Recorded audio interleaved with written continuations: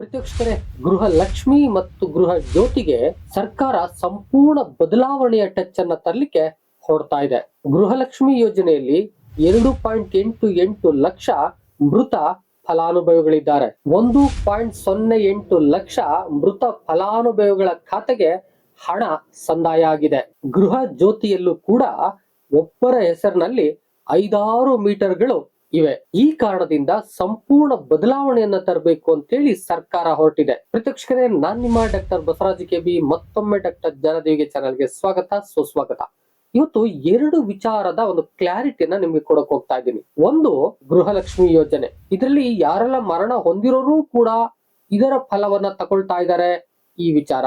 ಮತ್ತು ಸರ್ಕಾರ ಇದಕ್ಕೆ ಯಾವ ಪರ್ಯಾಯ ವ್ಯವಸ್ಥೆಯನ್ನ ಮಾಡಕ್ ಹೊರಟಿದೆ ಅಂತಕ್ಕಂಥದ್ದು.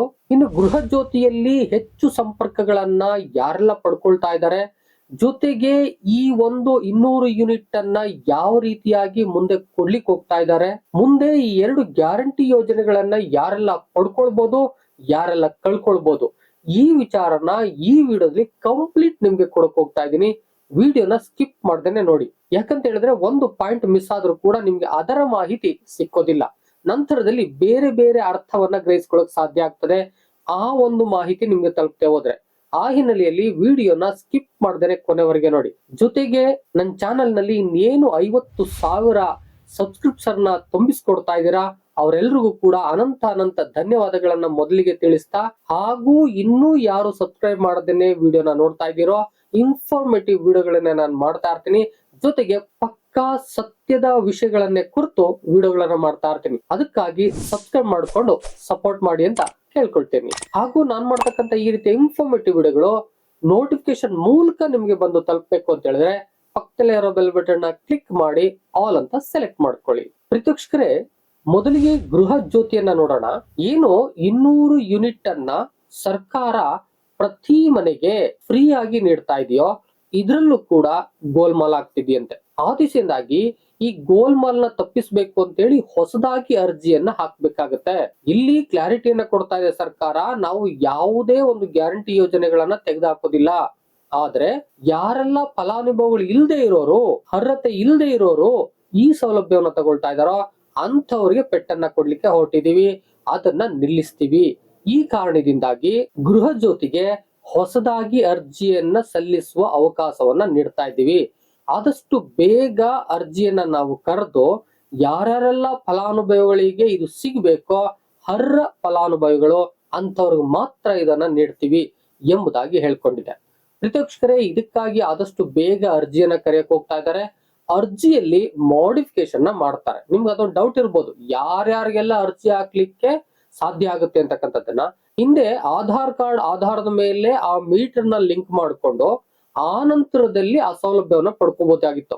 ಆದ್ರೆ ಹೊರ ರಾಜ್ಯದವರು ಈ ಒಂದು ಆಧಾರ್ ಕಾರ್ಡ್ ಅನ್ನ ಲಿಂಕ್ ಮಾಡಿಕೊಂಡು ಸೌಲಭ್ಯವನ್ನ ತಗೊಳ್ತಾ ಇದ್ದಾರಾ, ಇದನ್ನು ಕೂಡ ಚೆಕ್ ಮಾಡ್ಬೇಕಂತೆ ಸರ್ಕಾರ. ಹಾಗೆ ಒಂದು ವೇಳೆ ಏನಾದ್ರೂ ಹೊರ ರಾಜ್ಯದವರು ಕೂಡ ಈ ಒಂದು ಸೌಲಭ್ಯವನ್ನ ತಗೊಳ್ತಾ ಇದ್ದಾರೆ ಅಂದ್ರೆ ಅವ್ರಿಗೆ ಕೊಡ್ಲಿಕ್ಕೆ ಸಾಧ್ಯವಿಲ್ಲ. ಯಾಕೆಂದ್ರೆ ಇದು ಕರ್ನಾಟಕ ಗವರ್ನಮೆಂಟ್ ಕೊಡ್ತಿರ್ತಕ್ಕಂತ ಸೌಲಭ್ಯ ಕರ್ನಾಟಕದವ್ರಿಗೆ ತಲುಪಬೇಕು.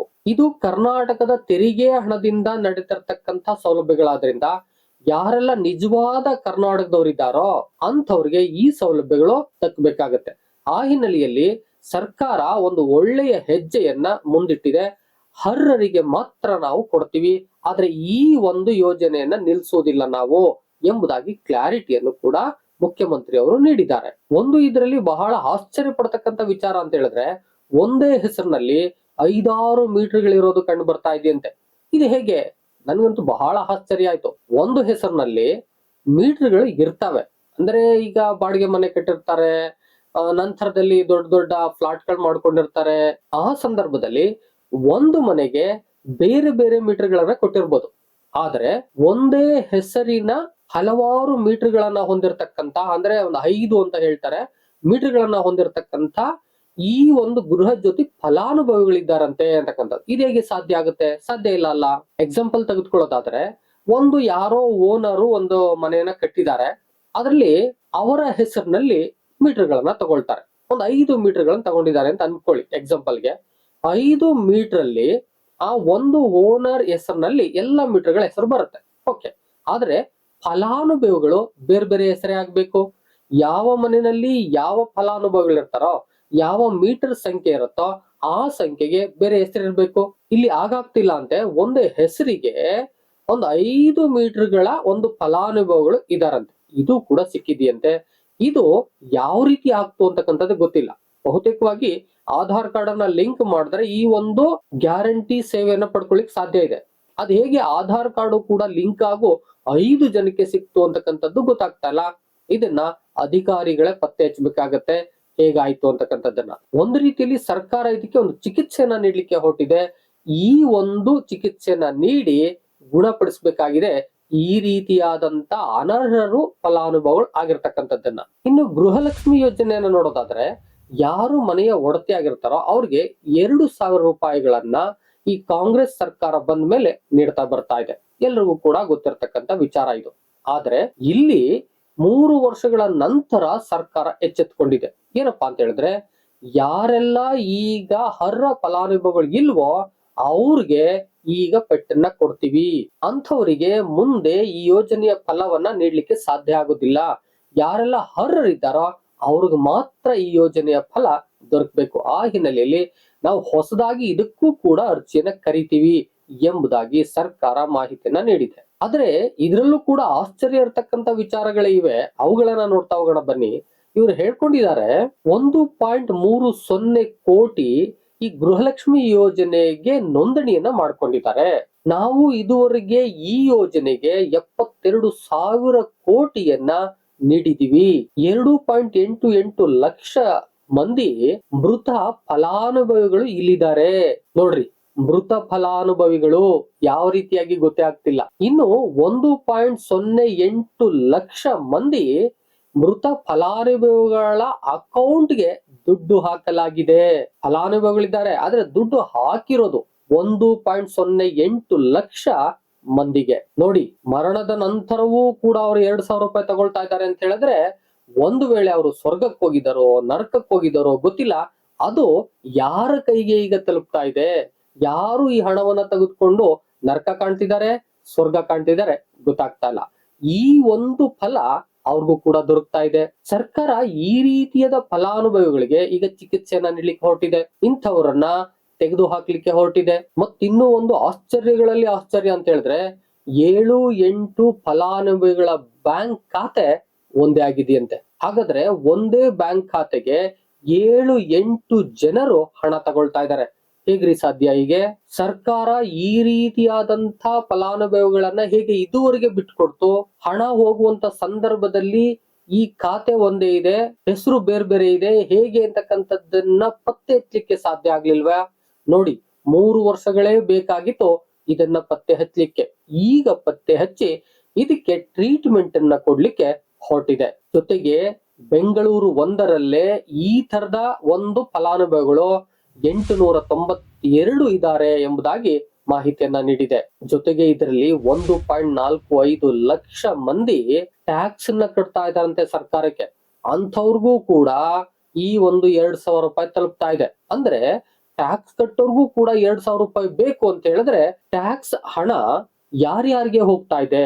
ಸರ್ಕಾರಕ್ಕೆ ಕಟ್ತಕ್ಕಂತ ಸಾಮಾನ್ಯ ಜನರ ಟ್ಯಾಕ್ಸ್ ಹಣ ಟ್ಯಾಕ್ಸ್ ಕಟ್ಟೋರ್ಗೆ ಹೋಗ್ತಾ ಇದೆ. ಇದು ಎಲ್ಲೋ ಒಂದ್ ಕಡೆ ಸರ್ಕಾರ ಇದುವರೆಗೆ ಇದನ್ನ ಎಚ್ಚೆತ್ಕೊಳ್ದೆ ಇದ್ದದ್ದು ಬಹಳ ದೊಡ್ಡ ತಪ್ಪಾಗ್ತಾ ಇದೆ.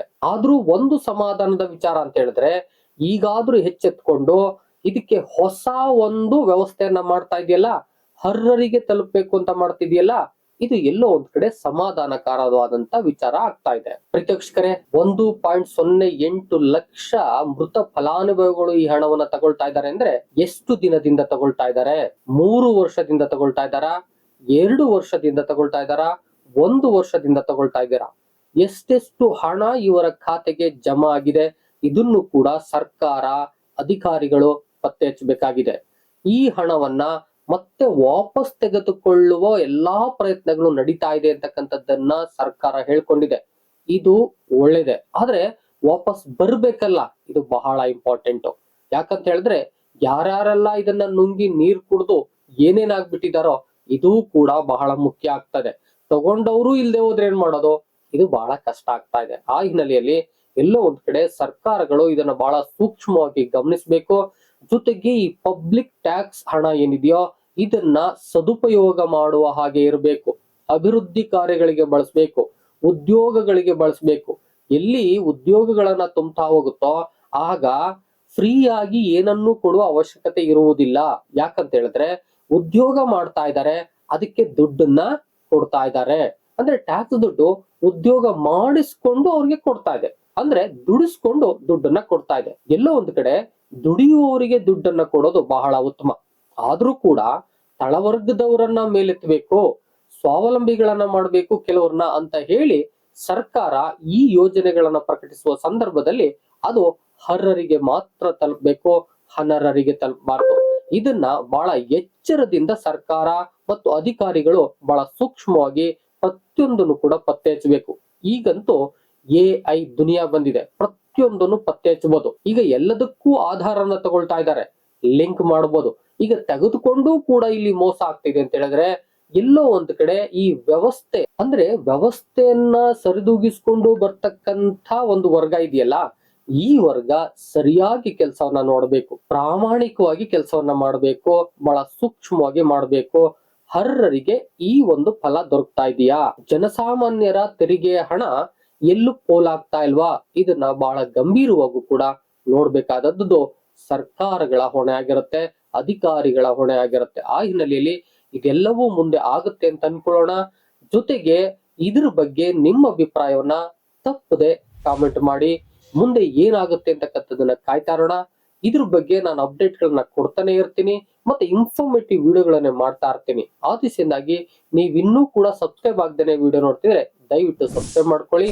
ನಾನ್ ಮಾಡ್ತಕ್ಕಂಥ ಎಲ್ಲ ವಿಡಿಯೋಗಳು ನಿಮಗ್ ಬಂದು ತಲುಪ್ತಾ ಹೋಗ್ತವೆ. ವಿಡಿಯೋ ಇಷ್ಟ ಆಗಿದ್ರೆ ಒಂದು ಲೈಕ್ ಮಾಡಿ. ಎಷ್ಟೋ ಜನಕ್ಕೆ ಮಾಹಿತಿಗಾಗಿ ಈ ವಿಡಿಯೋ ಬೇಕಾಗುತ್ತೆ, ದಯಮಾಡಿ ಶೇರ್ ಮಾಡಿ. ಜೊತೆಗೆ ಏನಾದ್ರು ಹೇಳ್ಬೇಕು ಕೇಳ್ಬೇಕು ಅಂತ ಇದ್ರೂ ಕೂಡ ಕಾಮೆಂಟ್ ಬಾಕ್ಸ್ ಅಲ್ಲಿ ಬಂದು ಕಾಮೆಂಟ್ ಮಾಡಿ. ಮತ್ತೊಂದು ಇದೇ ರೀತಿಯಾದ ಇನ್ಫಾರ್ಮೇಟಿವ್ ವಿಡಿಯೋ ಜೊತೆ ನಿಮ್ಮೊಟ್ಟಿಗೆ ಬರ್ತೀನಿ. ಅಲ್ಲಿವರೆಗೆ thank you and all, love you all. Video ನೋಡಿದ ಪ್ರತಿಯೊಬ್ಬರಿಗೂ ಕೂಡ ಅನಂತ ಧನ್ಯವಾದಗಳು. ಮತ್ತೆ ಭೇಟಿ ಆಗ್ತಿರೋಣ.